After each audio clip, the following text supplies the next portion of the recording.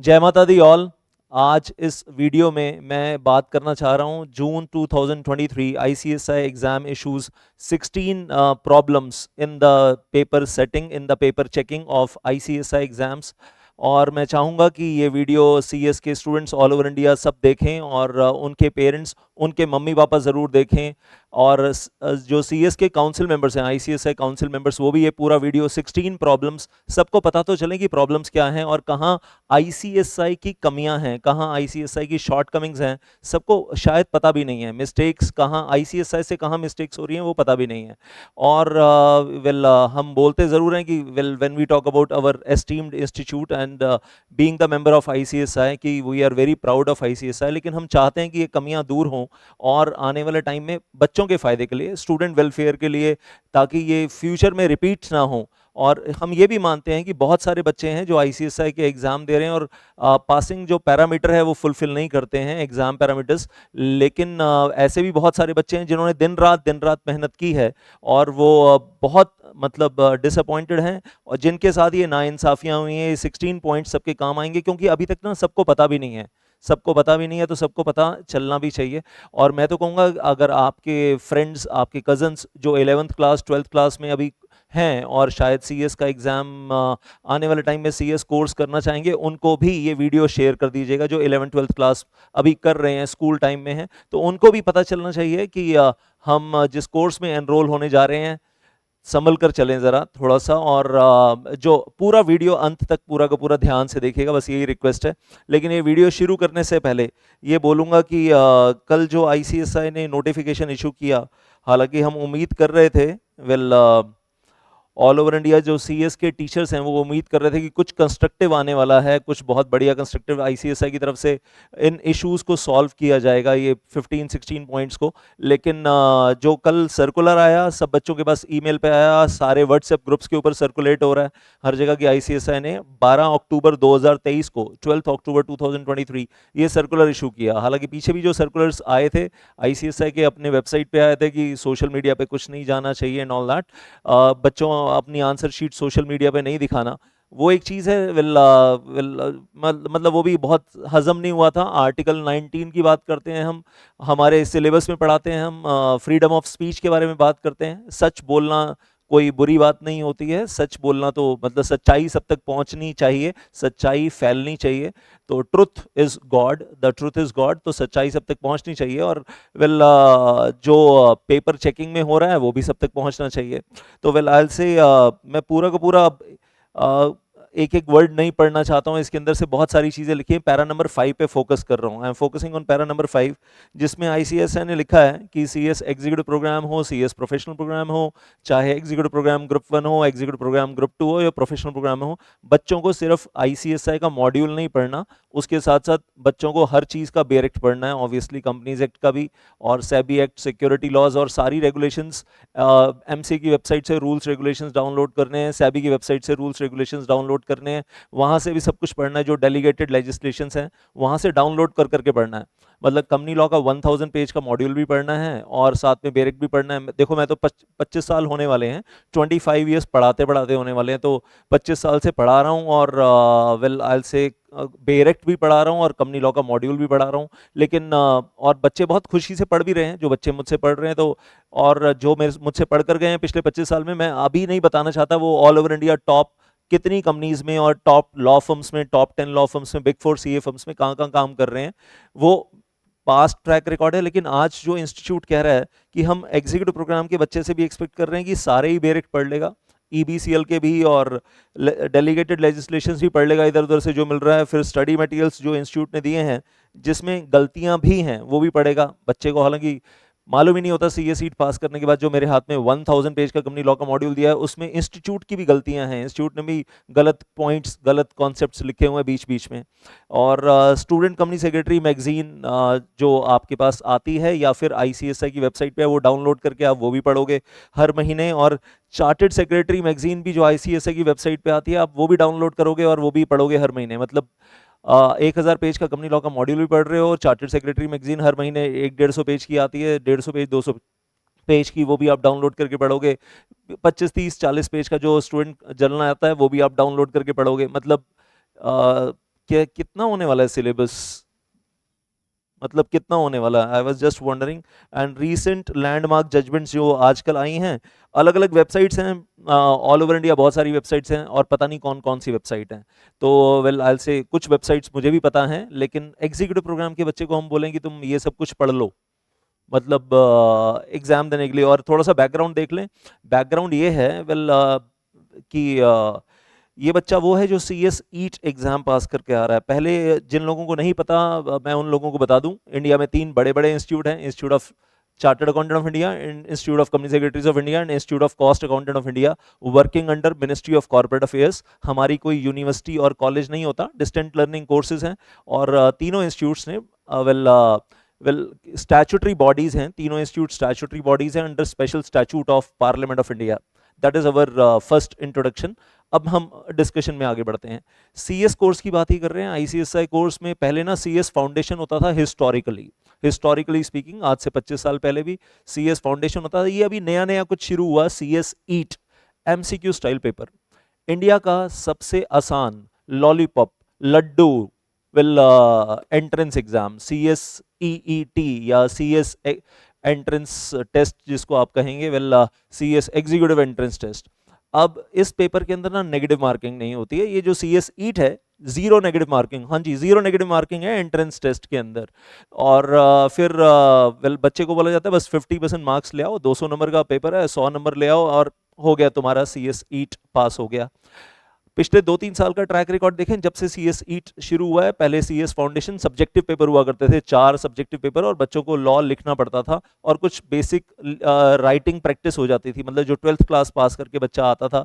और मतलब आज से 2-3 साल पीछे चले जाएं तो मतलब पिछले 50-52 साल, जब भी 50-52 ईयर्स सीएस फाउंडेशन के अंदर ना 4 सब्जेक्टिव पेपर्स में बच्चे को जब लिखना पड़ता था सब्जेक्टिव पेपर्स के अंदर, और उसमें एक पेपर लॉ का होता था, बच्चे की ना एक प्रैक्टिस बनती थी, उसको लॉ समझना भी है, उसको लॉ को लिखना भी है, चाहे वो मतलब इजी लेवल का था कंपैरेटिवली सीएस फाउंडेशन, लेकिन but student had to write the legal language in the exam, तो उसकी एक प्रैक्टिस होती थी बढ़िया वाली। और उसमें फिर मतलब ऐसा होता था कि बच्चा वो पास करके एग्जीक्यूटिव प्रोग्राम में आ रहा है तो उसको पहले से कुछ हैबिट है लॉ पढ़ने की, लॉ को लिखने की, अंडरस्टैंडिंग बनाने की, लीगल इंटरप्रिटेशंस बनाने की, अंडरस्टैंडिंग बनाने की। अभी सीएस ईच में क्या है भाई, वो बीच में आपका जो 200 नंबर में 50 नंबर का लॉ है, वो देखा जाएगा जितना भी हो पाएगा, अटेम्प्ट हो पाएगा, नहीं हो पाएगा, नहीं हो पाएगा। बहुत कुछ तो ऐसा ही है जो 11th-12th क्लास से कॉपी पेस्ट होकर भी आ रहा है, 11th-12th क्लास या स्कूल टाइम से कॉपी पेस्ट होकर बहुत कुछ आ रहा है in the CS eat exam. तो इतना इजी, इतना आसान लड्डू लॉलीपॉप वेल सीएस ईट एग्जाम बनाया। और फिर पिछले 2-3 साल का ट्रैक रिकॉर्ड क्या बोल रहा है, 70%, कभी आईसीएसआई की वेबसाइट पे आता है 70% बच्चे पास, एंट्रेंस एग्जाम में 70% बच्चे पास, 80% बच्चे पास, कभी 60% बच्चे पास। मतलब एंट्रेंस एग्जाम में तो ऐसा नहीं हो रहा कि सिर्फ 5% बच्चे pass, only 5% students pass in the entrance exam. Entrance exam is very tough. अच्छा, जब सीएस ईट पास करके बच्चा आता है ना, तो वो कहता है ओहो मैंने तो एंट्रेंस एग्जाम फोड़ दिया, फोड़ दिया, फोड़ दिया भाई, एंट्रेंस एग्जाम फोड़ दिया और मेरा अब सीएस में एडमिशन हो गया। मतलब बच्चा क्या फीलिंग ले रहा है, मेरा आईआईटी जेई हो गया, मतलब ये वाली फीलिंग ले रहा है बच्चा, मेरा आईआईटी जेई हो। कहाँ आईआईटी जेई और कहाँ सीएस ईट एंट्रेंस एग्जाम। मतलब नेगेटिव मार्किंग नहीं है, लड्डू लॉलीपॉप। 70%, 70%, 80% रिजल्ट या 60% रिजल्ट जाने का क्या मतलब है? और जो बच्चा ये कह रहा है कि एग्जाम से सिर्फ 10 दिन पहले पढ़ाई शुरू करो और एग्जाम सीएस ईट तो ऐसे ही हो जाता है, मतलब अब वो बच्चा सीएस ईट पास करके जब सीएस एग्जीक्यूटिव में आता है, उसको कंपनी लॉ का 1000 पेज का मॉड्यूल पकड़ा देते हैं। और ओल्ड सिलेबस में तो उस पर लिखा था expert level company law, expert level module ICSI की वेबसाइट पे था, हमारे पास भी है ही, हमने भी डाउनलोड कर ही रखे हैं। और वेल आई से 3 जून 2023 अभी जब एग्जाम हुआ था कंपनी लॉ का ओल्ड सिलेबस, उस दिन सेम डे भी मैंने डाउनलोड किया था मॉड्यूल आईसीएसआई की वेबसाइट से। On the day of exam लिखा हुआ है उसमें expert level knowledge of company law. India का नंबर 1 एक्सपर्ट बनना है कंपनी लॉ में, 1000 पेज का मॉड्यूल पढ़ना है, लीगल इंटरप्रिटेशंस इन डेप्थ पढ़नी है। और फिर उसके साथ इंस्टीट्यूट अब क्या कहता है, लेटेस्ट नोटिफिकेशन 12 अक्टूबर 2023।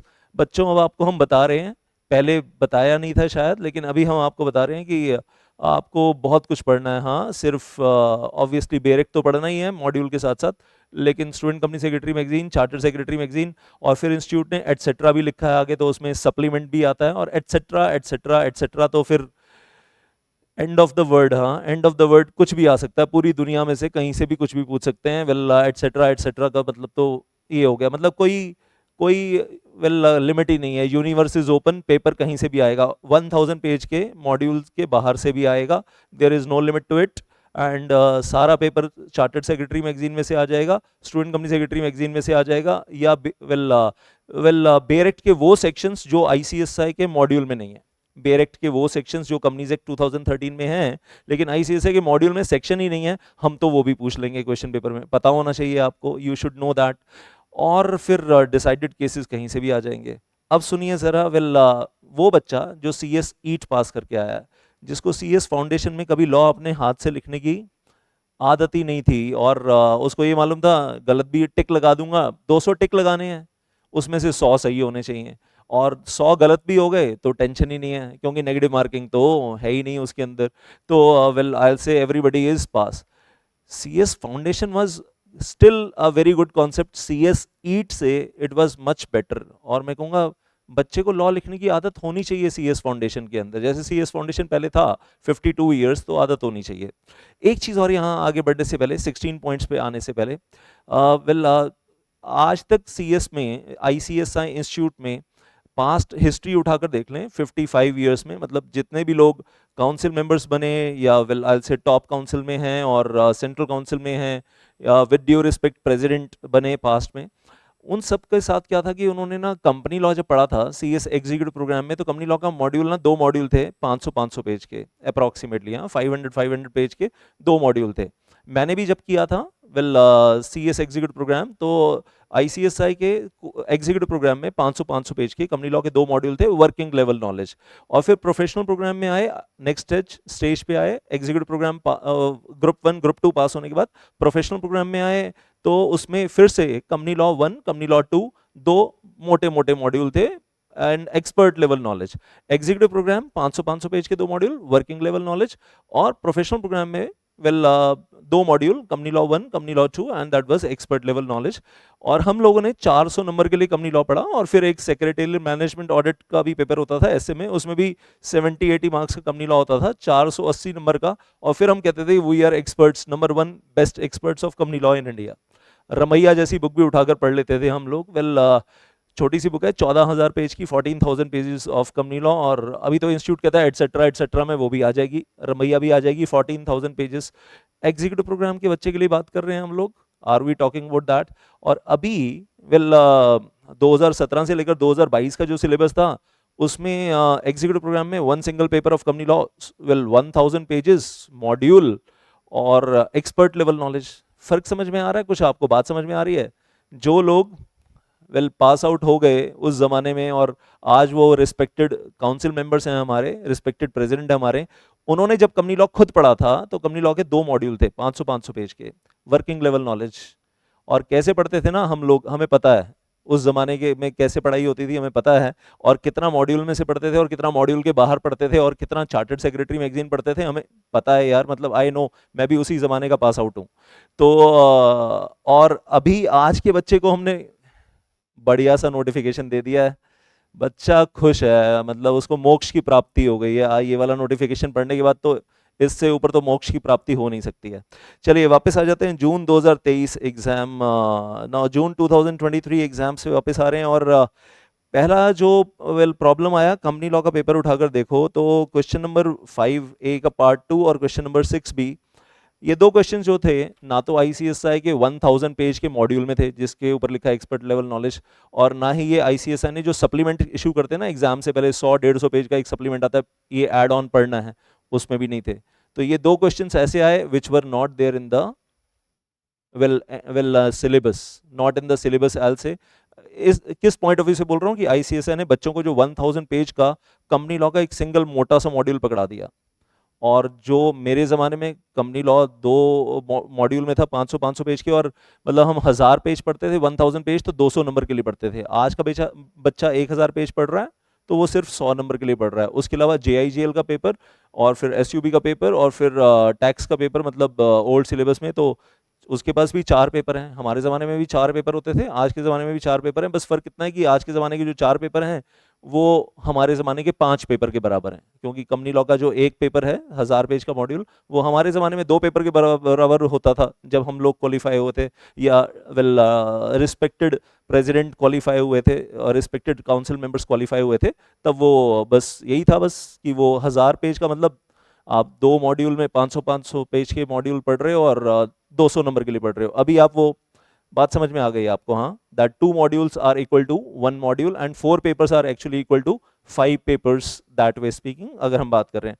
फिर उसके बाहर से आ रहा है, मॉड्यूल के अंदर से नहीं आ रहा, उसके बाहर से आ रहा है। क्वेश्चन 5A और क्वेश्चन 6B, और क्वेश्चन 6B आईसीएसआई ने कहाँ से पूछा? आईसीएसआई काउंसिल ने आईसीएसआई सेंट्रल काउंसिल ने 14 अक्टूबर 2022 को लोधी रोड हेड ऑफिस में बैठकर एक रेजोल्यूशन पास किया, उसमें से एक पॉइंट उठाया, उसमें से क्वेश्चन पूछ लिया।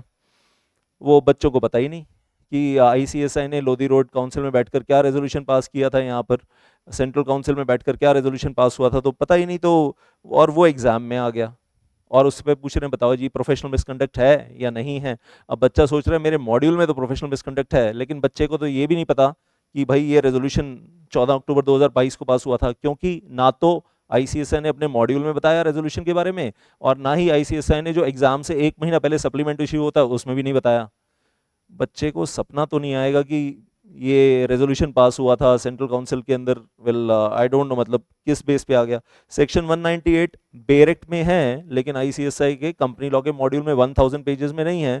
तो बेरेक्ट में 470 सेक्शन है, 470 सेक्शंस। आईसीएसआई के मॉड्यूल में लगभग 200 सेक्शंस के आसपास कवर कर रहे हैं, और 270 सेक्शन कवर नहीं कर रहे हैं। तो मतलब बाकी 270 सेक्शन जो कवर नहीं कर रहे हैं आईसीएसआई के मॉड्यूल में, अगली बार सारा पेपर वहीं से पूछ लेंगे। फिर जो 200 सेक्शन मॉड्यूल में है उससे पूछेंगे नहीं, फिर कहेंगे जी बेरेक्ट से पूछा है। 270 सेक्शन जो आईसीएसआई के 1000 पेज के मॉड्यूल में नहीं है, मतलब that is how the module is. ICSI executive programme module, executive programme का कंपनी लॉ का मॉड्यूल ऐसे ही है ना, 470 सेक्शंस में से 200 सेक्शंस मॉड्यूल में दिए, 270 सेक्शन मॉड्यूल में नहीं दिए।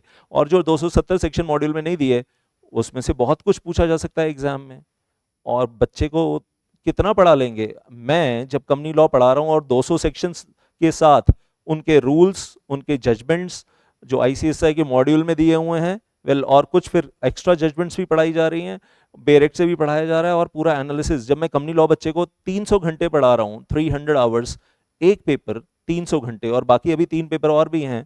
बच्चा अगर 1000 घंटे 1000 आवर्स पढ़ रहा है, 1000 घंटे की पढ़ाई कर रहा है 4 पेपर के लिए, और फिर उसके बाद बच्चा उसके 2 रिविजन्स कर रहा है, मतलब हम कितना एक्सपेक्ट कर रहे हैं उस बच्चे से जो सीएस ईट पास करके आया है और एग्जीक्यूटिव प्रोग्राम में इतनी पढ़ाई कर रहा है, और फिर हम उससे ये एक्सपेक्ट कर रहे हैं कि 270 सेक्शन, 270 सेक्शन जो मतलब बेरेक्ट में भी नहीं है वहां से भी पूछेंगे, आपको पता होना चाहिए। फिर तो मैं कहूँगा 100 नंबर का पेपर मैं बनाता हूँ क्वेश्चन पेपर, और सारा का सारा बेरेक्ट में से ही पूछूंगा। 270 सेक्शंस वो वाले जो आईसीएसआई मॉड्यूल में से नहीं है, लेकिन वो तो कंपनी लॉ में है, कंपनी से 2013 में है। एक भी बच्चा ऑल ओवर इंडिया, मतलब सबके जीरो ही आएंगे, एवरीबडी विल गेट 0/0, मतलब 0/100 इन कंपनी लॉ पेपर। ऐसे ही अगर पेपर बनाना है कि हम कहीं से भी कुछ भी पूछ लेंगे बाहर से, तो एक रिक्वेस्ट है आईसीएसआई को कि नेक्स्ट टाइम जब पेपर बनाएं कभी भी दिसंबर 2023 में या उसके बाद का, तो please stick to your ICSI module. 1000 page का मॉड्यूल बहुत होता है बच्चे के लिए जो सीएस ईट पास करके आया, और उसको तो सीएस ईट वाला एक्सपीरियंस है, टिक टिक मारूंगा 200, 100 सही 100 गलत, गलत का तो असर कोई होगा नहीं, और सही से हो जाएगा। और लिखवाते नहीं है, मतलब सीएस फाउंडेशन, क्या मैं तो कहूँगा सीएस ईट एबॉलिश हो जाना चाहिए, सीएस फाउंडेशन वापस आ जाना चाहिए, और बच्चे को लॉ लिखने की जो आदत होती है ना, वो थोड़ी सी सीएस फाउंडेशन में जो होती थी वो सही होता था। और 52 ईयर्स तक अगर वो सिस्टम चल रहा था, तो ये वाला सिस्टम सीएस ईट लाने की जरूरत क्या थी? मतलब व्हाट वाज दैट नीड? और वो भी ऐसा जिसमें नेगेटिव मार्किंग भी नहीं हो, मतलब what was the need of that? और मैं कहूँगा कि सब्जेक्टिव पेपर ही हैं जब आगे सारे के सारे, well, what is the logic of keeping the CS EAT over there? Then तो CS EAT भी subjective ही होना चाहिए। देन CS एग्जीक्यूटिव में कंपनी लॉ के पेपर में question number 1 point number 2, question number 1B point number 1, wrong answer is provided in the guideline answers. ICSI ने question तो सही पूछा, लेकिन उसका आंसर अपने खुद के गाइडलाइन आंसर्स में गलत दिया। और ऐसे ही सिक्योरिटी लॉ में क्वेश्चन नंबर 1A में रॉन्ग आंसर प्रोवाइड किया इन द गाइडलाइन आंसर्स। अब पेपर चेकर के हाथ में अगर अगर अगर ये गाइडलाइन आंसर दिया जा रहा है पेपर चेक करने के लिए, वी टेक अ प्रिजम्पशन कि आईसीएसआई ने गाइडलाइन आंसर बनाया है और पूरे अपनी वेबसाइट पे डाला है, बच्चे भी देख रहे हैं, तो ऑब्वियसली पेपर चेकर को अगर गाइडलाइन आंसर में गलत आंसर मिला है और बच्चे ने सही आंसर लिखा है और वो मिसमैच है, अब गलती आईसीएसआई की है कि आईसीएसआई ने आंसर गलत दिया है। एक मैथमेटिकल क्वेश्चन है जिसको मैथमेटिकली एक फार्मूला से सॉल्व करना है, आईसीएसआई के मॉड्यूल में है, छोटा सा फार्मूला है, बच्चे को याद है फार्मूला, बच्चे ने लिखा एग्जाम में फार्मूला लिखा, उसके हिसाब से सॉल्व किया, बच्चा कॉन्फिडेंट 5 में से 5 आएंगे, पेपर चेकर ने दिए 0, क्योंकि आईसीएसआई के गाइडलाइन आंसर्स में आंसर गलत दिया हुआ है। तो आईसीएसआई ने खुद ही अपने मॉड्यूल में ठीक दिया हुआ है कॉन्सेप्ट और गाइडलाइन में गलत दिया हुआ है, और पेपर चेकर गाइडलाइन से अगर आंसर शीट चेक कर रहा है मतलब बच्चे को अंडा, बच्चे को मिलेगा अंडा। अब इसमें बच्चे की क्या गलती है, तो ये तो ठीक होना चाहिए। और क्वेश्चन नंबर 1B भी यहाँ पर पूछ रहे हैं कि बताओ जी वो क्रेडिट रेटिंग कौन सी कंपनीज को करवानी होती है, पब्लिक डिपॉजिट की कौन सी कंपनीज को नहीं करवानी होती है। तो भाई credit rating obviously private companies को नहीं करवानी होती, वो ठीक है, लेकिन अनलिस्टेड एलिजिबल पब्लिक कंपनीज और नॉन एलिजिबल पब्लिक कंपनीज को दोनों को करवानी होती है क्रेडिट रेटिंग, और दोनों के लिए मैंडेटरी है सेक्शन 73 में पब्लिक डिपॉजिट में। तो आईसीएसआई ने अपने गाइडलाइन आंसर्स में आंसर गलत दिया कि नॉन एलिजिबल पब्लिक कंपनी को क्रेडिट रेटिंग नहीं करवानी होती। अब बच्चे ने सही आंसर लिखा है, नॉन एलिजिबल पब्लिक कंपनी को क्रेडिट रेटिंग नहीं करवानी होती है। आईसीएसआई गाइडलाइन आंसर में गलत आंसर है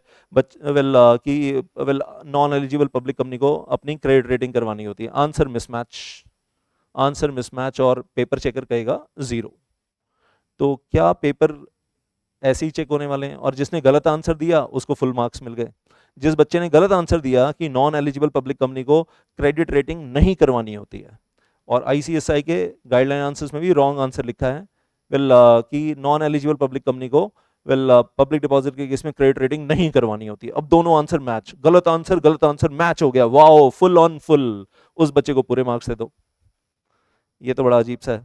फिर आगे बढ़ते हैं, पॉइंट नंबर 4, सीएस एग्जीक्यूटिव में एसयूबी के मॉड्यूल में एक गलत सही कॉन्सेप्ट को गलत करके दिया हुआ है, doctrine of alter ego. Supreme court of India 2 लाइनों में कहता है that mens rea or the fraudulent intention of the controlling persons of the company is deemed to be mens rea or fraudulent intention of the company itself, of the artificial person itself। लेकिन ये वाइसा versa नहीं चलेगा, ये वाइसा versa नहीं चलेगा। Supreme court of India कहता है कि ऐसा नहीं होगा that the mains Riya of the company और the guilty mind of the company or the fraudulent intention of the company is automatically deemed to be guilty mind of all the controlling persons। ये supreme court of India कहता है। ICSI ने अपने book में, अपने module में गलत concept लिखा हुआ है, और जिन बच्चों ने नहीं देखा अभी तक वो देख लें, उनको ज़्यादा समझ में आएगा, पेरेंट्स को कम समझ में आएगा लेकिन बच्चों को ज़्यादा समझ में आएगा। तो जो मैंने बोला है वो भी दोबारा सुन लें और आईसीएसआई के मॉड्यूल में भी देख लें। आईसीएसआई ने अपने मॉड्यूल में भी गलत कॉन्सेप्ट लिखा है, फिर आईसीएसआई ने गाइडलाइन आंसर्स में भी अजीब सा काम किया है, और गलत भी किया है, सही भी किया है, फिर सही को गलत भी किया है। तो अगर मैं आईसीएसआई के गाइडलाइन आंसर्स देखता हूँ तो कुछ ऐसा नज़र आता है। देखो जून 2023 एग्जाम, मॉड्यूल में तो गलत है ही, आईसीएसआई ने अपने मॉड्यूल में तो ये गलत दिया ही हुआ है। आईसीएसआई के मॉड्यूल में भी और गाइडलाइन आंसर्स में भी पहले आंसर दिया ऑल्टर ईगो, और इसमें ये बोल दिया भाई कि एक केस फॉरेन कंट्री का केस इंडिया का केस नहीं है। अब मालूम है कि फॉरेन कंट्री के केस इंडिया में तो बाइंडिंग होते नहीं है, अगर सुप्रीम कोर्ट चाहे तो रेफर करे, ना चाहे तो रेफर ना करे, अपनी मर्जी होती है। लेकिन फॉरेन कंट्री का कोई केस उठाकर यहाँ पर 1915 का यहाँ पर डाला हुआ है डॉक्ट्रिन ऑफ ऑल्टर ईगो में, और साथ में क्या कहानी लिखी है, it involves ignoring the status of the share holders, जो भी वो ब्ला ब्ला ब्ला कहानी चल रही है। And in the house of lords England stated that the default of the MD who is directing mind and will of the company would be attributed to him and he would be held for wrongdoing of the company। Supreme Court of India has a different interpretation of this doctrine of alter ego, और ये वाला नहीं है। House of Lord's जो बोल रहा है वो लंदन में एप्लीकेबल है, इंडिया में एप्लीकेबल नहीं है, वो इंडिया में बाइंडिंग नहीं है, सुप्रीम कोर्ट ऑफ इंडिया के ऊपर बाइंडिंग नहीं है। अब सुप्रीम कोर्ट ऑफ इंडिया ने इसको नहीं माना, सुप्रीम कोर्ट ऑफ इंडिया ने डॉक्ट्रिन ऑफ ऑल्टर ईगो को अपने तरीके से बहुत डिटेल में बढ़िया तरीके से समझाया है। Sunil Bharti Mittal versus CBI case, 2G scam घोटाला केस में बहुत ही बढ़िया तरीके से समझाया है, और सुप्रीम कोर्ट तो बिल्कुल इसका उल्टा ही जा रहा है। यहाँ पर तो जो बोल रहे हैं कि managing director will be held liable for the wrong doing of the company, supreme court of India कहता है no no no, doctrine of alter ego का मतलब ये नहीं है। इंडिया में डॉक्ट्रिन ऑफ ऑल्टर ईगो का मतलब कुछ और है, और वो क्या मतलब है? The guilty mind of controlling person is deemed to be guilty mind of the company. और अगर किसी केस में कंट्रोलिंग पर्सन को प्रोसिक्यूट कर रहे हैं तो साथ के साथ कंपनी को प्रोसिक्यूट कर लेंगे, ये मानकर कि company is alter ego of controlling person. लेकिन वाइसा वर्सा नहीं लगता, मतलब controlling well guilty mind of the company is not deemed to be guilty mind of the controlling person. या कंपनी के ऊपर अगर कॉन्स्पिरेसी या क्रिमिनल कॉन्स्पिरेसी का केस बना है तो कंपनी के हर कंट्रोलिंग पर्सन के ऊपर नहीं बनेगा, और कंट्रोलिंग पर्सन को इन्वेस्टिगेट जरूर किया जाएगा, but every controlling person will not be deemed to be guilty mind. अब नीचे इंस्टीट्यूट ने एक क्वेश्चन 2D का दो आंसर दिया है। फर्स्ट आंसर वैसे ही फॉरेन केस के हिसाब से है, जो कि वैसे ही इंडिया में एप्लीकेबल नहीं है, इंडिया में एप्लीकेबल नहीं है, इंग्लैंड में होगा एप्लीकेबल, इंडिया में एप्लीकेबल नहीं है। फिर ऑल्टरनेट आंसर दिया है, उसमें एक और केस का नाम दे दिया, international aircraft trading versus manufacturing trust company. अभी ये वाला केस आईसीएसआई के ओल्ड मॉड्यूल में तो नहीं था शायद, वेल आई एम सेइंग शायद, I will check once more, well ICSI के ओल्ड मॉड्यूल में तो नहीं था, लेकिन सबसे इंपॉर्टेंट बात है सुप्रीम कोर्ट की जजमेंट यहां पर भी नहीं दी, सुनील भारती मित्तल वर्सेस सीबीआई, जो सुप्रीम कोर्ट ऑफ इंडिया कह रहा है वो यहां पर भी नहीं दिया। और यहां पर जो नीचे बताया जा रहा है ऑल्टर ईगो में, ओपनिंग पैरा सही से शुरू किया है, ओपनिंग पैरा सही से शुरू किया है, that company is liable, company को लायबल बना रहे हैं। And principle of alter ego का मतलब इंडिया में ये होता है, प्रिंसिपल ऑफ ऑल्टर ईगो का मतलब इंडिया में ये होता है। ऊपर वाला जो है वो इंग्लैंड वाला है, हाउस ऑफ लॉर्ड्स वाला है जो इंग्लैंड में चलता है, इंडिया में उसका मतलब चेंज हो जाता है। और ऊपर और जो नीचे लिखा है दे आर डिफरेंट, मतलब इंग्लैंड में डिफरेंट है, इंडिया में डिफरेंट है। इंस्टीट्यूट खुद ही दिखा रहा है गाइडलाइन आंसर्स में कि वो इंग्लैंड वाला है, ये इंडिया में होता है। और यहाँ पर इसका मतलब ये है वन डायरेक्शन, पहले खुद ही बोल रहे हैं principle of alter ego is working in the one direction, that is to make the company liable for the wrongful activities committed by the group of controlling persons who control the affairs of the company। यहां तक चल रहा है सही, आगे आता है twist, कहानी में ट्विस्ट आता है आगे, और यहां से कहानी हो जाती है गलत, यहां से हो जाता है wrong. Directors and the persons who have control over the management of the company can be held liable for the acts committed on the behalf of the company under the doctrine of alter ego. अब ये तो बोला ही नहीं, ये तो supreme court clear cut बोल रहा है, और ऊपर भी बात हो रही है वन डायरेक्शन में चल रहा है। वन डायरेक्शन मतलब guilty mind of directors is guilty mind of company, one direction में चलना है, उल्टा नहीं चलना। Guilty mind of company is guilty mind of director, उल्टा नहीं चलना। ऊपर वाले पैराग्राफ में ठीक लिखा है, और वही सुप्रीम कोर्ट भी कहता है सुनील भारती मित्तल केस में, नीचे उसी को गलत करके लिख दिया, उसका कॉन्ट्राडिक्ट कर रहे हैं, अपोजिट है, ये दोनों एक दूसरे के उल्टे उल्टे लिखे हैं। अब ये जिसने भी ये मतलब बनाया है गाइडलाइन आंसर, मतलब मैं कहूंगा ये दोनों आपस में एक दूसरे के अपोजिट पैरा हैं। फर्स्ट मतलब इन दोनों में से एक सही हो सकता है, या ऊपर वाला पैरा सही है तो नीचे वाला गलत है, ऊपर वाला गलत है तो नीचे वाला सही है। ये दोनों एट ए टाइम सही हो ही नहीं सकते। मतलब कॉइन उठाकर आपने जब टेल टॉस किया, नीचे गिरेगा तो या तो हेड आएगी या तो टेल। आप ऊपर कह रहे हो हेड, नीचे कह रहे हो टेल, और आप कह रहे हो दोनों सही है, हेड भी सही है टेल भी सही है। अरे भाई ये तो बताओ, कॉइन जब गिरा तो हेड आया या टेल? हेड भी आया टेल भी आया। अब एक कैसा कॉइन है तुम्हारा, मतलब ऐसा कॉइन है या ऐसा कॉइन है जो खुल जाता है और उसमें हेड और टेल दोनों एक साथ ही आ जाते हैं? मतलब ये क्या हो रहा है, ये what is this in the answer over here? और ये आईसीएसआई गाइडलाइन आंसर्स में है। मतलब ऊपर वाला इंग्लैंड वाला, ऊपर वाला इंग्लैंड वाला, नीचे वाला आंसर इंडिया वाला, और जो नीचे ऑल्टरनेट आंसर दिया है वो इंडिया वाला, उसमें फर्स्ट पैरा और सेकंड पैरा एक दूसरे के उल्टे।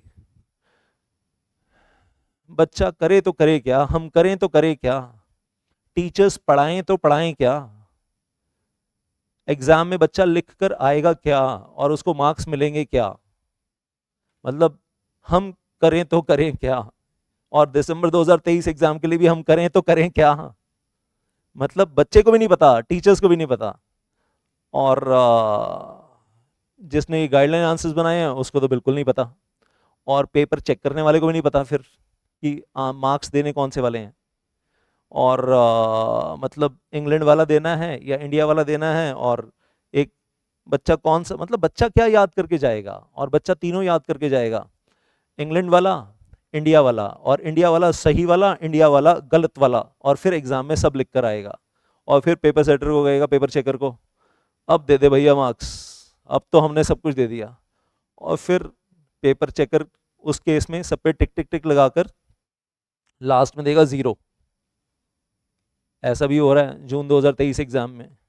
सो वेल आई विल से अब अगर हम बात कर रहे हैं, आगे भी बढ़ते हैं, मतलब पेपर चेकर जिसने पेपर चेक किया, आंसर शीट आई मेरे पास बच्चे की। आई नो कि जो मैं बोल रहा हूँ बहुतों को चुभ रहा होगा, हर्ट कर रहा होगा, लेकिन सच बोल रहा हूँ। जो आईसीएसआई गाइडलाइन आंसर्स में वही दिखा रहा हूँ। मैंने कोई आईसीएसआई मतलब गाइडलाइन आंसर्स खुद थोड़े बनाए, आईसीएसआई ने जो अपनी वेबसाइट पे डाले हैं वही दिखा रहा हूँ आपको। नाउ द पॉइंट इज कि मैं फिर से बोल रहा हूँ 80% बच्चा पैरामीटर फुलफिल नहीं करता पास होने के, मुझको पता है। आई नो दैट आईसीएसआई के पैरामीटर्स क्या हैं, और मैं भी पास हुआ हूँ उस जमाने में। हाँ, जब हम कहते हैं कि 1% बच्चे पास होते थे। वेल, हालांकि आईसीएसआई ने तब ट्रैक रिकॉर्ड कभी डेटा दिया नहीं था, कभी प्रेस रिलीज दी नहीं थी कि उस जमाने में कितने पास होते थे। बोलने के लिए हम बोलते हैं कि हमने उस जमाने में पास किया जब सिर्फ 1% पास होते थे। आई डोंट नो कि एग्जैक्ट डेटा क्या था उस जमाने का। वेल, क्योंकि तब आईसीएसआई रिलीज नहीं करता था। अभी तो आईसीएसआई रिलीज कर देता है परसेंटेज रिजल्ट कितना गया, और बाकी इंस्टीट्यूट्स भी कर रहे हैं। लेकिन सोचने वाली बात है कि अब नेक्स्ट पॉइंट पे जब मैं आगे बढ़ रहा हूँ कि ये कहाँ तक एक्सपेक्टेड है कि जो 20% बच्चे ऊपर टॉप लेवल पे हैं, तैयारियां बढ़िया कर रहे हैं, दिन रात लगे हुए हैं यार, दिन में 14-14 15-15 घंटे पढ़ रहे हैं, उनमें से किसी के साथ अगर ऐसा हो तो कैसे एक्सेप्ट करेंगे कि बच्चे ने 28 पेजेस लिखे आंसर शीट में, और 28 पेजेस में से फर्स्ट 20 पेजेस चेक ही ना करे पेपर चेक करने वाला, और लास्ट के 8 पेजेस में 2 क्वेश्चन में चेक करे और वेल मार्क्स देकर कहे बच्चा फेल है, और बच्चे को फेल कर दिया। इनिशियल 20 पेजेस कौन छोड़ता है? मतलब वो जो पेपर चेक करने के लिए बैठा था, वेल क्या खाकर बैठा था, क्या पीकर बैठा था कि पहले 20 पेज उसको दिखे ही नहीं, फर्स्ट इनिशियल 20 पेजेस। और सोच के देखो, जब ये बच्चा फेल हुआ होगा, इसने घर में जब पापा को बताया होगा कि पापा सो एंड सो पेपर में मेरे इतने मार्क्स, इतने कम मार्क्स आए हैं, तो पापा के ऊपर या मम्मी ने उसको पहला पहला रिएक्शन क्या होगा? तेरी गलती होगी, तेरी गलती होगी और तू ना लायक है। और जो बच्चा सोच रहा है कि 12th क्लास तक अच्छे मार्क्स आते थे, 11th-12th क्लास में, जैसे ही एग्जीक्यूटिव प्रोग्राम में वो मार्कशीट उसके हाथ में आई, 25 अगस्त 2023 को मार्कशीट हाथ में आई, पापा को दिखाई, पापा ने या तो लगा दिया कान के नीचे या फिर लगाया नहीं, लेकिन वो जो सुनाया वो इतना बुरा सुना दिया कि मतलब हार्ट ब्रेकिंग हो गया, वो बच्चे के लिए डिप्रेसिंग हो गया। उसके बाद वही मार्कशीट अगर मामा चाचा सबको दिखाई जा रही है, और सब लोग ताने मार रहे हैं उस बच्चे को जिसका कोई कसूर ही नहीं है, उसके पहले 20 पेजेस चेक ही नहीं हुए, पहले 20 पेज को टच ही नहीं किया है, उस बच्चे को तो आप डिप्रेशन में डाल ही दो। मतलब वो तो खानदान में डिप्रेशन में चला गया, अपने पूरे खानदान में उसकी नाक कटी गई। सोशल प्रेशर ऑलरेडी, हाँ, that is kind of unexpected. तो ये चीज़ अगर बच्चे के साथ, और ये आंसर शीट हमारे पास जब बच्चों की आती है और इंस्टीट्यूट कहता है सोशल मीडिया पे नहीं दिखाना, I am really sorry to say, but once again I am saying it may be hurting somebody, लेकिन जिस बच्चे को हर्ट हुआ है उसकी जिंदगी की सच्चाई है कि उसको हर्ट हुआ है, और उसके पेरेंट्स को कितना हर्ट हुआ होगा जब आंसर शीट चेक होकर हाथ में गई होगी, और पेरेंट्स ने उसके बाद क्या बोला होगा उसको कि बेटा कोर्स छोड़ दे। आज की तारीख में अगर मैं आईसीएसआई के सेंट्रल काउंसिल मेंबर से पूछना चाहता हूं, आपके बेटे के साथ यही हुआ होता, आपकी बेटी के साथ यही हुआ होता कि उसके आंसर शीट के पहले 20 पेज चेक नहीं हुए होते और आखिरी के 8 पेज चेक करके उसको फेल कर दिया होता, तो आपके दिल पे क्या बीतती? मुझसे कोई पूछेगा कि आप अपने फैमिली में किसी को सीएस ज्वाइन करवाओगे इस पेपर चेकिंग सिस्टम में, मैं क्या जवाब दूं उसको? आपसे कोई पूछेगा सेंट्रल काउंसिल मेंबर से कि आप अपने बच्चों को सीएस ज्वाइन करवाओगे अगर इसी पेपर चेकिंग सिस्टम में वो भी फंस गया तो क्या आप अपने बच्चों को सीएस ज्वाइन करवाओगे? क्या आप कहोगे कि आ जाए इस वाले पेपर चेकिंग सिस्टम में जहां पर 20 पेज इनिशियली चेक ही नहीं होते हैं आंसर शीट के, ऐसे पेपर चेकर अपॉइंट किए जाते हैं, इस तरीके के पेपर चेकर अपॉइंट होते हैं जो इनिशियल 20 पेजेस चेक ही नहीं करते हैं और आखिरी के 7-8 पेज चेक करते हैं, ऐसे वाले पेपर चेकर भी होते हैं और भी होते हैं। Correct answer is written in the answer sheet by the student and it is matching with the ICSI guideline answer also, but the paper checker has put a cross. मेरे पास screenshot है, मैं show कर दूंगा, I'll show the screenshot, and on the marks are awarded 0। बच्चे question के अंदर 4 answer देने हैं, part A, part B, part C, part D, एक नंबर के 4 आंसर देने हैं। बच्चे ने चारों आंसर सही दिए हुए हैं, मेरे पास आंसर शीट का स्क्रीनशॉट है, और बच्चे के आंसर शीट और आईसीएसआई का गाइडलाइन आंसर बिल्कुल मैच कर रहा है और आंसर सही भी है, मार्क्स दिए हुए 0, क्रॉस करके। क्या मैं अपने बच्चों को बोलूं ऐसे वाले पेपर चेकिंग सिस्टम में आ जाओ जहां तुम्हें सही आंसर लिखोगे, चारों पार्ट सही लिखोगे और गाइडलाइन आंसर से भी मैच हो रहा होगा और तुम्हें जीरो दे दिया जाएगा नीचे, गोल अंडा। मेरा दिमाग घूम गया यार, मेरा दिमाग घूम गया कि कैसी पेपर चेकिंग है। देन ऐसे वाले आंसर शीट्स के स्क्रीनशॉट हैं जहां पर ग्रीन टिक लगाया गया है, टिक, लेकिन उसके साथ पेपर चेकर मार्क्स देना भूल गया, और एक आंसर में नहीं, दो दो तीन तीन आंसर्स में मार्क्स देना ही भूल गया। टिक टिक टिक लगा दिया, आंसर सही है, ना एक नंबर दिया ना आधा, कुछ भी नहीं दिया। फिर वो आंसर शीट्स हैं जहां पर ग्रीन टिक लगाया और टिक लगाया, आंसर सही है और साथ में लिखा 0 नंबर, वो भी है। और यहां तक कि हम तो ये देख रहे हैं कि आंसर शीट के शुरू शुरू में जो आईसीएसआई ने खुद प्रिंटेड इंस्ट्रक्शंस दी हुई हैं, प्रिंटेड इंस्ट्रक्शंस, उसमें क्रॉस लगा रखे हैं पेपर चेकर ने, और वेल रेड कलर के क्रॉस क्रॉस बने हुए हैं।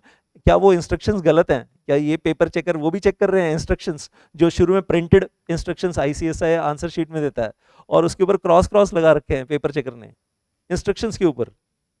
वो स्क्रीनशॉट भी है मेरे पास। Then I will say well confusion है बहुत। Original marks given in the answer sheet, बच्चा कह रहा है मेरे को जो ओरिजिनल मार्क्स मिले ना आंसर शीट में, एग्रीगेट मार्क्स वो ज़्यादा हैं। उसके बाद जो मार्कशीट जो घर पे आई जब 25 अगस्त को रिजल्ट आया, या जो आईसीएसआई की वेबसाइट पे आई, उसमें मार्क्स कम हैं। So original marks given in the answer sheet are rather ये कुछ अलग पॉइंट है, original marks given in the answer sheet are less, वो भी स्क्रीनशॉट है मेरे पास। और उसके बाद उसमें जो मॉडरेशन में जो बहुत बड़ी पहेली है, जो आज तक पूरे इंडिया में किसी को समझ में नहीं आया, कि किसी भी टीचर को भी समझ में नहीं आया, किसी बच्चे को भी समझ में नहीं आया, मॉडरेशन में उसके मार्क्स बढ़ा दिए गए हैं। अगर बच्चे को ओरिजिनली मान लो प्रज्यूम मतलब मैं एग्जैक्ट नंबर नहीं बता रहा हूँ, अगर प्रज्यूम 19 मार्क्स मिले हैं, 19 मार्क्स मिले हैं ओरिजिनल चेकिंग में जो पेपर चेकर ने दिए हैं, मॉडरेशन में ऊपर से उसको 29 मार्क्स और ऐड कर दिए हैं प्रज्यूम, तो 19 प्लस 29 48 देकर पास कर दिया। बच्चा कह रहा है पास तो हो गया, लेकिन कंफ्यूजन है बहुत, कैसे पास हो गया मुझे पता ही नहीं। और मुझे तो ये लग रहा था कि मेरी जो ओरिजिनल आंसर शीट है वही डिजर्व करती है, 52 53 मिल जाते हैं। तो ये भी प्रॉब्लम आ रही है कि भाई जिसको ज्यादा मार्क्स मिल रहे हैं मॉडरेशन में, वो और कंफ्यूज हो रहा है कि मुझे किस बात के नंबर मिले हैं, मुझे तो ये समझ में नहीं आ रहा, मतलब मॉडरेशन में किस बात के मिले हैं, और ओरिजिनल नंबर मुझे कम लग रहे हैं। 5 नंबर का क्वेश्चन चेक किया, टिक मारा, आधा नंबर दे दिया।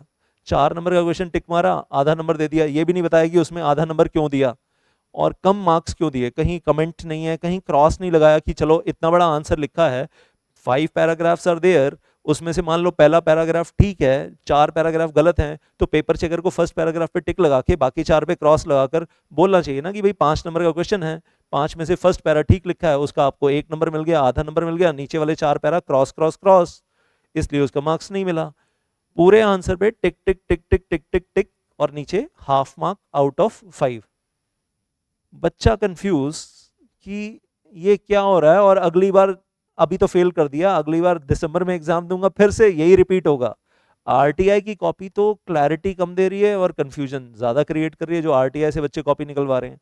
सो और जिसको मॉडरेशन में बढ़कर मिले हैं और वो कह रहे सर 17 आए या 18 आए, जो भी आए, आई डोंट रिमेम्बर एग्जैक्टली, लेकिन 17 आए थे या 18 आए थे या 19 आए थे और ऊपर से 29 और ऐड हो गए, तो मतलब सर हो गए सर 46 या 48 या जो भी हो गए, what ever happened, and pass declare हो गया जी।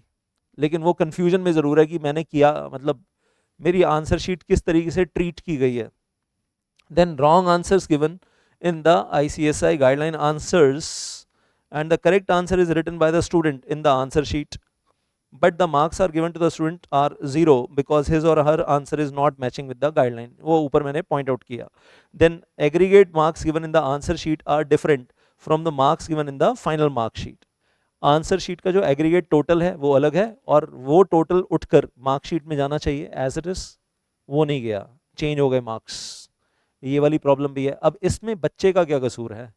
और बच्चे को ये बोला जाए, बच्चे को क्या बोला जा रहा है कि भाई मॉड्यूल भी पढ़ लो एंड हमें 360 डिग्री प्रोफेशनल चाहिए, गुड कॉर्पोरेट गवर्नेंस वाले प्रोफेशनल्स चाहिए, हमें अकाउंटेबिलिटी रिस्पॉन्सिबिलिटी वाले प्रोफेशनल चाहिए।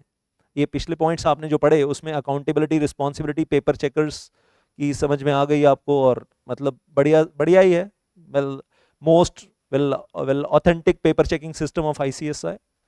देन आई से ICSI का well paper checking system India का मोस्ट ऑथेंटिक रॉबस्ट सिस्टम है। हमारे प्रेसिडेंट ने ये वर्ड यूज किया था, रॉबस्ट सिस्टम है हमारा, बहुत बढ़िया। तो ये रॉबस्ट सिस्टम ऐसा ही होता है आई थिंक। वेल फिर से मैं बोलूँगा, अगर किसी को हर्ट कर रहा है तो that's not my intention. My intention is बच्चों की प्रॉब्लम्स हैं, सॉल्यूशन चाहिए।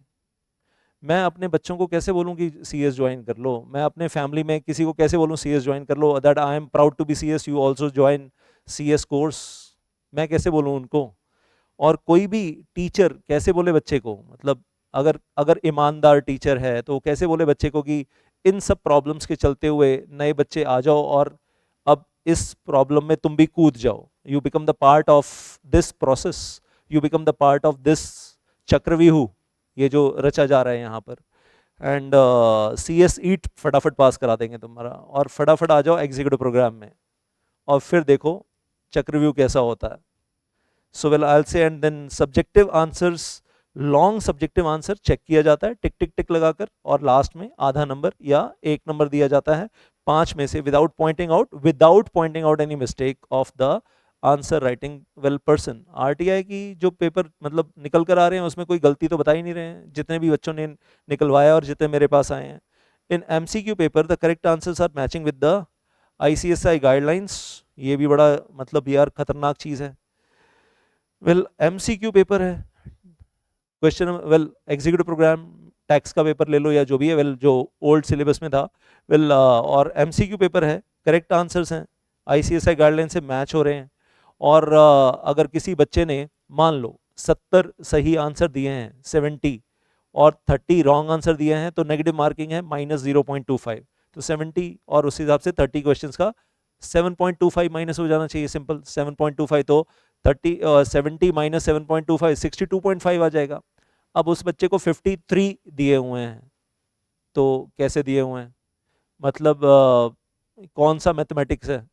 सो ICSI गाइडलाइंस में वेल के साथ बच्चा आंसर मैच करके दिखा रहा है, 70 आंसर मैच हो रहे हैं, लेकिन सर आगे जाकर गड़बड़ हो रही है सर मेरे साथ, और कहाँ टोटलिंग में गड़बड़ हो रही है, नीचे ऑल ऑफ ए सडन 53 कैसे दे दिए, कैसे दे दिए, मतलब ये समझ में नहीं आ रहा। Then MCQ paper all 4 answers given.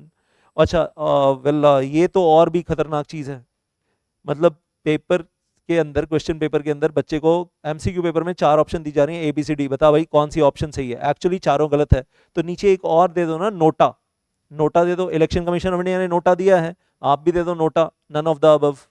4 answer दे रहे हैं तो इसके नीचे एक 5वां लगा दो, सारे के सारे 100 क्वेश्चंस में ना, ऑल 100 क्वेश्चंस, एक 5वां नीचे लगा दो नोटा, और बच्चा उस पर नोटा पे दबाएगा बटन और कहेगा चलो भाई चारों के चारों गलत है। मतलब पेपर सेटर जिसने पेपर सेट किया है वो क्वेश्चन ले रहा है ऊपर और नीचे 4 ऑप्शंस दे रहा है, बताओ टिक द करेक्ट ऑप्शन, और एक्चुअली चारों में से सही कोई भी नहीं है, तो किस पे टिक लगाएं? और फिर टिक लगा दिया तो नेगेटिव मार्किंग हो जाएगी। मतलब क्या उस बच्चे की नेगेटिव मार्किंग हुई है जिसने गलत आंसर पे टिक लगाया है? क्या उसको नेगेटिव मार्किंग की वजह से सफ़र करना पड़ा है? कैसे पता चलेगा, कैसे पता चलेगा ये सफ़र करना पड़ा या नहीं करना पड़ा उसकी वजह से? और MCQ पेपर और फिर मतलब अगर सही आंसर वाली ऑप्शन होती तो शायद वो बच्चा 1 नंबर ले भी जाता। क्वेश्चन MCQ पेपर में 4 आंसर दिए हुए हैं, तो चारों के चारों गलत, और उसके नीचे अच्छा next point, point number 15, MCQ paper के अंदर 2 आंसर, मतलब 4 MCQ पेपर है, 4 ऑप्शन है, 4 में से 2 सही 2 गलत। और 2 सही क्यों? अगर आप प्रिजम्पशन 1 लोगे तो आंसर A, अगर आप प्रिजम्पशन 2 लोगे तो आंसर D। अब बच्चा कौन सी प्रिजम्पशन ले? और OMR शीट में प्रिजम्पशन लिखने की जगह तो होती नहीं है, तो ICSI को ईमेल करें एग्जाम खत्म होने के बाद कि हमने वो आंसर सो एंड सो डाला था और इसमें हमने ये प्रिजम्पशन पे डाला था, आप देख लेना। ऑल ओवर इंडिया सारे बच्चे 1,50,000 या 2,50,000 बच्चे ईमेल करें कि सर हमने ना ये वाली प्रिजम्पशन लेकर डाला था, OMR शीट में हम लिख नहीं पाए, तो please take care of us. कोई सिस्टम है इसका कि बच्चा मतलब क्या क्या करके आए उस केस में? 2 answers given and the question, और नेक्स्ट टाइम क्या करे बच्चा? दिसंबर 2023 एग्जाम में क्या करेगा बच्चा, ये भी बता दो आप। जून 2023 तो चला गया, अब दिसंबर 2023 में क्या करेगा? और जून 2023 में जो बच्चा यहाँ कंफ्यूज हो गया इसकी वजह से, उसके साथ क्या इंसाफ हो रहा है, उसके लिए क्या किया जा रहा है, ये भी आप प्लीज एक बार एक्सप्लेन कर दो। Then I will say question number point number 16, professional programme के अंदर भी बच्चे बहुत बोल रहे हैं कि सर वो मल्टीपल डिसिप्लिनरी जो केस स्टडीज़ का पेपर है, मल्टी डिसिप्लिनरी केस स्टडीज़ का पेपर, उसके अंदर सर है तो ओपन बुक एग्ज़ाम, लेकिन बुक में से 10%, 20%, 30% ये आता है, बाकी सारा तो बाहर से आता है, यूनिवर्स खुला हुआ है, हम कहाँ से क्या क्या पढ़ लेंगे सर। आप मत करो ओपन बुक एग्ज़ाम, घर पे रखवा दो बुक्स, बुक में से पूछ लो, थोड़ा सा चार्टर्ड सेक्रेटरी से पूछ लो, बच्चों को पहले से बता दो, फर्स्ट कवर पेज के ऊपर चार्टर्ड सेक्रेटरी पढ़नी है। अब आप ये 12 अक्टूबर की नोटिफिकेशन में बता रहे हो, लेकिन बहुत क्लियर कट बता दो कि your paper scope goes beyond this, तो पहले से एडवांस में बता कर रखो। लैंडमार्क जजमेंट्स की वेबसाइट्स सारी बता दो कि कहाँ कहाँ से देखनी है, एटसेट्रा एटसेट्रा में क्या क्या आता है वो भी बता दो कि एटसेट्रा एटसेट्रा में क्या क्या आता है। एक्सपर्ट लेवल नॉलेज चाहिए आगे आने वाले टाइम में, जून 2024, फिर आगे 25, 26, 27, 28, बच्चा कहाँ कहाँ से एटसेट्रा एटसेट्रा कहाँ तक लेकर जाना है वो आप पहले से बता दो। और क्या वो एग्जीक्यूटिव प्रोग्राम वालों के लिए भी है या वो सिर्फ प्रोफेशनल प्रोग्राम वालों के लिए, एटसेट्रा एटसेट्रा में क्या क्या चीज़ें आती हैं, थोड़ा सा क्लियरली डिफाइन कर दो पहले से ही। तो मतलब मैं फिर से बोल रहा हूँ कि इतने सारे पॉइंट्स तो बच्चे गलत तो नहीं बोल रहे हैं, और जो बच्चे आंसर शीट्स दे रहे हैं और दिखा रहे हैं, हम कहते हैं एक के साथ भी नाइंसाफ़ी हुई ना तो गलत है। और एक लाइन बताई जाती है ना, पढ़वाई जाती है, JIGL में बोलते हैं, justice delayed is justice denied. December 2022 exam में गड़बड़ियाँ हुई, 25 फरवरी 2023 को सामने आया, और उसके बाद प्रेसिडेंट ने आकर एड्रेस किया, 11 पेपर चेकर्स, 1833 आंसर शीट्स, ये गलत था वो गलत था, आगे से गलतियां नहीं होंगी, उन पेपर चेकर्स को हटा दिया जाएगा। वो कुछ गलतियां, पेपर चेकर 1 25 फरवरी 2023 पेपर चेकर 1 ने 1 नंबर दिया, पेपर चेकर 2 ने 60 नंबर दिए, या पेपर चेकर 1 ने 60 नंबर दिए, पेपर चेकर 2 ने उसी को रीचेकिंग में काट के, मतलब ऑब्वियसली बच्चों वाली रीचेकिंग नहीं, अपने जो इंटरनल होती है फर्स्ट चेक सेकंड चेक में 60 को काट के 1 कर दिया, या 60 को काट के 23 कर दिया, 60 को 23 कर दिया, 47 मार्क्स गायब हो गए। That was happening. और उसके बाद मॉडरेशन में उस बच्चे को बढ़ा दिए जाते हैं, फिर मार्क्स थोड़े से 4-5 नंबर, पहले 60 को काट के 23 में 4 ऐड करके 27 फेल। मॉडरेशन में 4 नंबर क्यों दे रहे हैं उसको, जिसके वैसे इतने नंबर काटे हैं, मतलब पहले उसके नंबर काट लिया आपने सेकंड पेपर चेकर से चेक करवा के, और उसके बाद मॉडरेशन में उसको 4 नंबर ऐड करके क्यों दे रहे हैं, मतलब ऐसी वाली कन्फ्यूजन्स थी। और उस वक्त प्रेसिडेंट ने 18 मिनट के आसपास यूट्यूब पे आकर बोला कि ये सिस्टम में गलतियां हैं, हम मान लेते हैं और आने वाले टाइम में ठीक हो जाएगी। वो गलतियां कम थी, ये गलतियां ज़्यादा बढ़ गई हैं, इंक्रीज हो गई हैं और ज़्यादा। तो हमने गलतियों का नंबर इंक्रीज कर दिया है, 25 फरवरी 2023 से 25 अगस्त 2023 आते आते गलतियों का नंबर इंक्रीज हो गया। दिसंबर 2022 एग्जाम में गलतियां कम हुई पेपर चेकिंग में, और जून 2023 एग्जाम की पेपर चेकिंग में गलतियां ज़्यादा हुई हैं। मतलब this is the progress of mistakes. मुझे नहीं मालूम कि मेरे साथ क्या होने वाला है, इंस्टीट्यूट से लीगल नोटिस आएगा, उसका जवाब देने के लिए बुलाया जाएगा, मेरी डिग्री कैंसिल की जाएगी, या मेरे ऊपर इंस्टीट्यूट डिफेमेशन का केस चलाएगा। बट मैंने आज एक भी वर्ड, एक भी शब्द इधर उधर कहीं पर फालतू नहीं बोला है। With all due respect to the council members, हम डिग्निटी मेंटेन कर रहे हैं और हम डिग्निटी मेंटेन करना चाहते हैं, और 25 साल पढ़ाया है ना पूरे इंडिया में। आप किसी टीचर से पूछ लेना, कोई टीचर है जिसने 25 साल बेरेक्ट पढ़ाया है जितना बेरेक्ट मैंने पढ़ाया है, कंपनी लॉ का बेरेक्ट, और कंपनी लॉ का हर बैच में। और मैं सिर्फ बोल नहीं रहा हूँ, 25 साल पढ़ाने के बाद बोल रहा हूँ कि 25 साल मैंने कंपनी लॉ का बेरेक्ट पढ़ाया है, बच्चों को लीगल इंटरप्रिटेशंस करना सिखाया है, कनेक्टिविटीज ऑफ सेक्शन करना सिखाया है, और बच्चों को साथ में रूल्स रेगुलेशंस करना सिखाया है, साथ में कंपनीज एक्ट के साथ सेबी रूल्स को ऐड करके पढ़ना सिखाता हूँ मैं। 25 साल हो गए मुझे ये सब कुछ करवाते हुए। सेबी टेक ओवर कोड पढ़ा रहा होता हूँ तो बीच में कंपनी लॉ के सारे सेक्शंस ऐड करवा रहा होता हूँ, IBC पढ़ा रहा हूँ तो साथ में कॉम्पिटिशन एक्ट बीच में ऐड करवा रहा हूँ। मतलब सब कुछ हम ऐड करके पढ़वा रहे हैं। और एग्जीक्यूटिव प्रोग्राम में ग्रुप 1 पढ़ा रहे होते हैं तो ग्रुप 2 का रेफरेंस देकर बच्चों को बताते हैं कि इसमें ना अभी और ये पढ़ना है, तुम ऐड ऑन पढ़ोगे। मतलब मैं अपनी बात करूं, इतनी ईमानदारी से दिन में, मतलब अपनी रातें खत्म करके पूरी पूरी रात पढ़कर रिसर्च किया, इतना रिसर्च इतना एनालिसिस करके फिर वो एड ऑन्स बीच में डाल के, जो कि ICSI के मॉड्यूल में नहीं है। Numerous flow charts, tables, examples जो ICSI मॉड्यूल में नहीं है, मैंने अपने खुद के क्रिएट करके और बच्चों के लिए सिंप्लीफाई करके अपनी खुद की केस स्टडीज बना बनाकर बच्चों को दे देकर इतना सॉलिड करवाता हूं कि यार ये जिंदगी है हमारी, ये कंपनी लॉ मदर लॉ है हमारा, ये हमारी AK-47 है, ये हमारी भागवत गीता है, ये हमारी बाइबल है, कुरान है, गुरु ग्रंथ साहिब है। इतना मतलब दिल दिल से प्यार किया है, कंपनी लॉ के साथ मोहब्बत की है, खून मतलब बच्चों को बोलता हूँ अपने खून में बसा लो, अपने दिल में बसा लो, अपनी किडनी में बसा लो, अपने लीवर में बसा लो। और उसके बाद बच्चा अगर कहता है सर ये हुआ है मेरे साथ, आंसर ही चेक नहीं किया या चेक करके टिक मार के सर आधा नंबर दे दिया, मेरे पास जवाब ही नहीं है उस बच्चे को देने के लिए। मैं फिर से बोल रहा हूँ, मैंने 80% में मानता हूँ वो बच्चे हैं 80% जो पैरामीटर फुलफिल नहीं कर रहे हैं, लेकिन वो बच्चे भी हैं टॉप 20% में जो पैरामीटर फुलफिल कर रहे हैं और उनके साथ नाइंसाफियां हुई हैं। और कोई बच्चा जो पास होना डिजर्व करता था, अगर वो फेल हो गया इन चीज़ों की वजह से, तो ये तो गलत हो रहा है यार। ये तो सही होना चाहिए, सिस्टम सही होना चाहिए।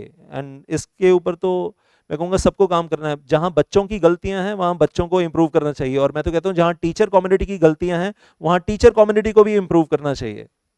ICSI 55 साल में बहुत बढ़िया कोचिंग सिस्टम डेवलप कर सकता था, क्लासरूम कोचिंग बहुत बढ़िया करवा सकते थे 55 साल में, बहुत ही बढ़िया। हाँ, 300 घंटे कंपनी लॉ एक टीचर आए और पढ़ा दे, जैसे मैं पढ़ाता हूँ 300 आवर्स कंपनी लॉ हम पढ़ाते हैं। I teach 300 hours company law, तो आए ICSI का अपना कोई टीचर खड़ा हो जाए और कहे मैं 300 घंटे कंपनी लॉ पढ़ाता हूँ और सारे सेक्शंस की लीगल इंटरप्रिटेशन एक्यूरेसी के साथ पढ़ाऊंगा, और ICSI के मॉड्यूल में जहां जहां गलतियां हैं वो भी मैं ठीक करवा दूंगा कि यहां पर ये कॉन्सेप्ट गलत है, यहां पर ये कॉन्सेप्ट गलत है। क्योंकि वो बच्चों के प्रोफेशनल करियर के लिए, सिर्फ एग्जाम पास नहीं करना है। अगर गलत कॉन्सेप्ट पढ़ लिया, रट्टा मार लिया, दिमाग में बिठा लिया, कल को जब कॉर्पोरेट सेक्टर में जाएंगे, ट्रेनिंग में जाएंगे, जॉब में जाएंगे, उस गलत कॉन्सेप्ट के साथ जाएंगे जो ICSI मॉड्यूल में लिखा है, तो भी गलत है। तो मतलब ICSI के अंदर इतना 100% परफेक्ट सिस्टम बन जाए कि 100% परफेक्ट मॉड्यूल हो, 100% परफेक्ट गाइडलाइन आंसर्स हो, और 100% परफेक्ट टीचर्स पढ़ा रहे हैं, लीगल इंटरप्रिटेशंस, मजा ही आ जाए। जो 55 साल में पीछे नहीं किया है वो आगे कर लेते हैं। सो वेल आई से मजा आ जाएगा। सो मैं तो बस ये बोलूंगा कि जो 11th-12th क्लास के बच्चे हैं वो भी ये वीडियो बहुत ध्यान से देखें, जो CS ईट कर रहे हैं वो भी पूरा वीडियो ध्यान से देखें, क्योंकि आपको भी पता चलना चाहिए आगे आप कहाँ आ रहे हो, कौन सी दुनिया में आ रहे हो। Everybody should be aware of this, तो ये तो सबको ही पता चलना चाहिए। सो बस इतना ही कहना था आज। आई एम रियली सॉरी अगर मेरा कहीं बीच में आपको टोनल क्वालिटी हार्श लगी हो, लेकिन मैंने पूरी कोशिश की कि मैं कोई गलत शब्द का इस्तेमाल ना करूं, और मैं करना भी नहीं चाहता यार। I am not that kind of person, मैं उस तरीके का व्यक्ति हूँ ही नहीं जो कोई गलत शब्द का इस्तेमाल करे। I am not that kind of, हम तो सरस्वती माँ की मतलब अपने आप को बोलते हैं हम सरस्वती माँ के बच्चे हैं। सरस्वती माँ से ना एक ड्यूटी मिली है, और वो ड्यूटी हम ईमानदारी से 100% ऑनेस्टी के साथ निभा लें, ये बहुत बड़ी चीज़ है। और वो जो ज्ञान हमें, जो रिसर्च एनालिसिस करने की ताकत मिली है, वो रिसर्च एनालिसिस बच्चों के फ़ायदे के लिए बांट दें, ताकि बच्चों का आगे 35 साल 40 साल का करियर अच्छा बन जाए। और मुझे ना किसी को प्रूफ देने की ज़रूरत नहीं है कि मेरे बच्चों का करियर कहाँ बन चुका है और कहाँ कहाँ बन रहा है। मतलब 25 साल पहले जो मुझसे पढ़कर गए वो आज आकर अपने आप ही witness, they are the witness, my students are my witness. वो मेरी जिंदगी की कमाई है जो मुझसे कोई नहीं ले सकता, जो मैंने 25 साल पढ़ाया है। और जो बच्चे जहां सक्सेसफुल होकर पहुंचे हैं ना, वो मेरा दिल जानता है कि मेरी कितनी मेहनत लगी है उन बच्चों के साथ। सो वेल, बस आप लोगों से रिक्वेस्ट है कि जो 16 पॉइंट्स आपने देखे हैं वो ठीक कर लीजिए, क्योंकि अभी तक ना कहीं समअप होकर नहीं आया था, कहीं पर भी समअप होकर नहीं आया था। बट इसके बाद अगर इसके बाद भी अगर ठीक नहीं हो रहा है यार, फिर हमें कुछ और भी सोचना पड़ेगा। Then will have to really बच्चों के फायदे के लिए, बच्चों के वेलफेयर के लिए कुछ और सोचना पड़ेगा, मजबूरी हो जाएगी अगर ये चीज़ें सही नहीं होती हैं। तो आई विल मैं रिक्वेस्ट करूंगा ICSI काउंसिल से, ICSI प्रेसिडेंट से कि इन इश्यूज को एड्रेस किया जाए। वेबिनार करवाइए प्लीज़, एक बढ़िया सा वेबिनार। जो बच्चों का कॉन्फिडेंस हिल गया है, ICSI प्रेसिडेंट आएँ, सेंट्रल काउंसिल मेंबर्स आएँ, वेबिनार में क्लैरिफाई कर दें सारी चीज़ें। एंड आई से अगर हम लोगों से कोई कंट्रीब्यूशन चाहिए, मैंने पहले भी बोला था, आज भी बोल रहा हूँ, हम तो कंट्रीब्यूशन देने के लिए बिल्कुल तैयार बैठे हैं। Thank you so much. जय माता दी।